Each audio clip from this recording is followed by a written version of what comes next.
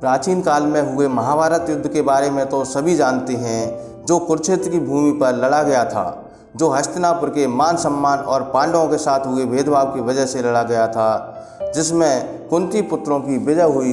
लेकिन क्या आप जानते हैं कि इस युद्ध की समाप्ति के बाद जिस राज्य के लिए यह युद्ध लड़ा गया, यानी कि इंद्रप्रस्थ का क्या हुआ? जानने के लिए आप वीडियो को अंत तक अवश्य देखें। महाभारत युद्ध इतिहास के सबसे भयानक युद्धों में से एक था, जिसके बारे में हिंदू धर्म ग्रंथ कहते हैं कि 18 दिन तक चलने वाले इस युद्ध में लगभग 80% पुरुषों की मृत्यु हो गई थी। वहीं महाभारत ग्रंथ में इस युद्ध का वर्णन मिलता है।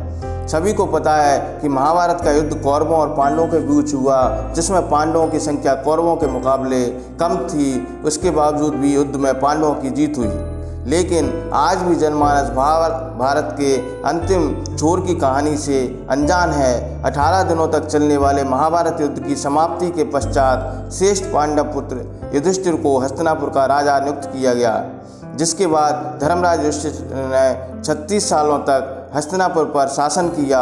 वहीं युधिष्ठिर के राजतिलक के समय गांधारी ने कौरवों की हार व मृत्यु के लिए भगवान श्री कृष्ण को आरोपी माना, क्योंकि महारानी गांधारी के अनुसार भगवान श्री कृष्ण के पास इस युद्ध को रोकने की दिव्य शक्ति थी, लेकिन फिर भी उन्होंने इस युद्ध को होने दिया।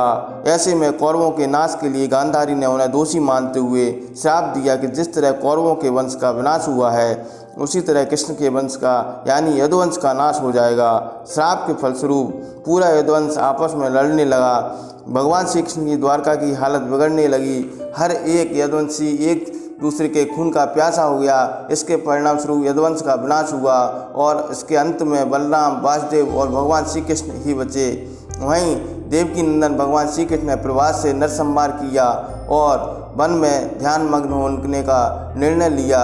जब वो ध्यान में लीन थे, तब जरा नामक एक शिकारी ने वन में हिरण का शिकार करते हुए तीर चलाया, जो भगवान श्री कृष्ण के पैर में जा लगा। पैर में तीर लगने के बाद भगवान श्री कृष्ण अंतर्ध्यान हो गए और वैकुंठ धाम को चले गए।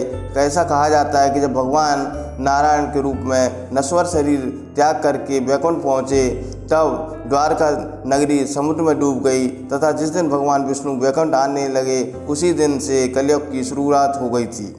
भगवान के जाने के बाद युधिष्ठिर भी अपने पुत्र परीक्षित का राजतिलक करने का निश्चय कर लिया। इसके बाद महर्षि वेदव्यास ने पांडवों को सलाह दी कि वे धरती लोक पर उनका उद्देश्य पूरा हो चुका है, इसलिए अब वे हिमालय की तरफ प्रस्थान कर सकते हैं।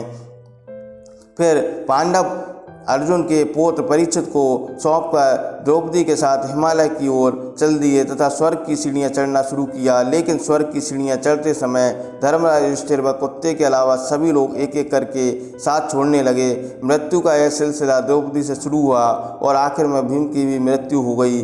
धर्म ग्रंथों के अनुसार धर्मराज युधिष्ठिर ही कुत्ते के साथ स्वर्ग के दरवाजे तक पहुँच सके थे। अन्य सभी पांडव नरक लोक में पहुँचकर अपने कर्मों की सजा भुगतने लगे। धर्मराज युधिष्ठिर अपने भाइयों को नरकलोक में देखकर काफ़ी दुखी हुए।